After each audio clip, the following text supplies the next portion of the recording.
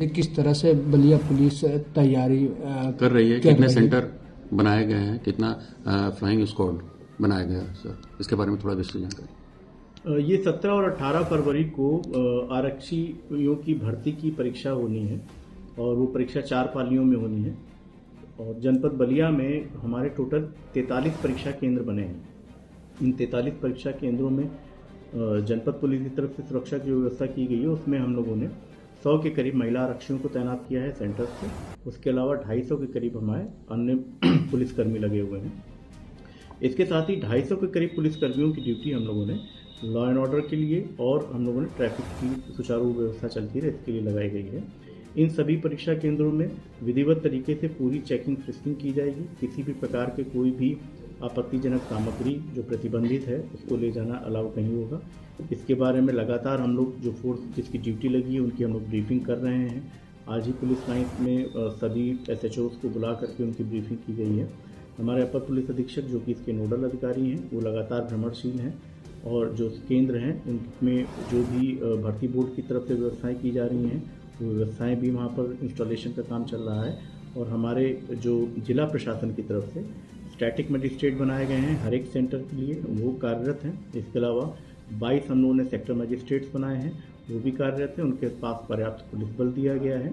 6 हम लोगों ने फ्लाइंग स्क्वाड बनाए हैं। ये 6 फ्लाइंग स्क्वाड किसी भी प्रकार की कोई गड़बड़ ना हो इस पर वो निगाह रखेंगे। इसके साथ ही किसी भी प्रकार का कोई भी व्यक्ति किसी प्रकार की नकल करवाने की या किसी प्रकार की पेपर लीक की घटना ना करे, इसके लिए हमारा जो LIU का तंत्र है वो, जो हमारी सर्विलांस सेल है वो, ये हमारी लगातार कार्यरत हैं और स्थानीय स्तर से भी हम लोग इसमें इंटेलिजेंस एकत्र कर रहे हैं। पिछले एग्ज़ामों के दौरान जो भी व्यक्ति ऐसे चिन्हित किए गए हैं जो कि नकल माफिया टाइप के लोग हैं या जो लोग सामूहिक रूप से नकल करवाने का या पेपर लीक करवाने का प्रयास किए हैं या ऐसा किया है उन्होंने, उन लोगों को चिन्हित करके उन लोगों को थाने पर बुला करके भी हिदायत दी जा रही है और पुलिस द्वारा उनके ऊपर लगातार निगरानी भी की जा रही है। जहां पर आवश्यकता लग रही है वहां उनके खिलाफ हम लोग विधिक कार्रवाई भी कर रहे हैं।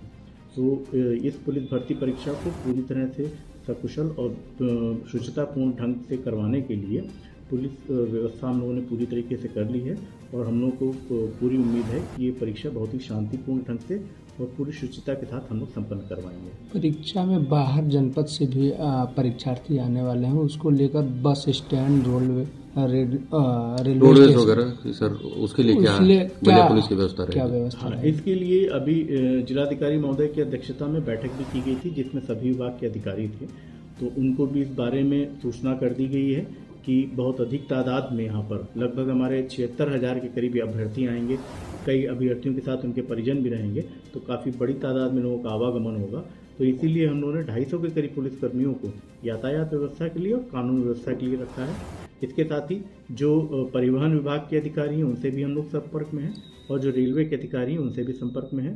उनको भी इस बारे में पुख्ता व्यवस्था करने के लिए निर्देशित कर दिया गया है और ये भी कह दिया गया है कि अगर किसी भी स्तर पे जनपद पुलिस से किसी भी सहयोग की अपेक्षा हो तो उसके बारे में तत्काल अवगत कराएं। सर रहेगी क्योंकि उस दिन चाहे परीक्षा से कुछ घंटे पहले कुछ पेपर फर्जी तरीके से वायरल होते हैं, अराजक तत्व होते हैं सर, कुछ न कुछ भ्रम फैलाने के लिए किस तरह से एक्टिव रहेगी? तो इसमें पहला तो हम लोगों ने प्रिवेंटिव काम यही किया है कि जो हम लोगों के पहले से ही डेटाबेस में हम लोग के रिकॉर्ड में, थानों के रिकॉर्ड में इस तरह के जो अराजक तत्व रहे हैं जिन्होंने पूर्व में इस तरह की कोई घटना कार्य की है तो उनको हम लोगों ने निगरानी में ले लिया है और पुलिस उनसे लगातार टच में है और उनको लगातार वो सचेत कर रही है पुलिस की इस तरह की घटना वो रिपीट ना करें।